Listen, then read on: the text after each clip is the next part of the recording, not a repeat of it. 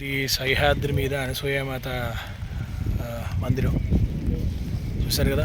ఓంకారం పైన వర్షం పడుతుంది సాయంత్రం సమయం. అనసూయ పర్వతం మీద త్రిమహాముని యొక్క ఆశ్రమం, దానికి సంకేతంగా ఇక్కడ పెట్టారనమాట. త్రిమహాముని వారి యొక్క లోపల ఉంది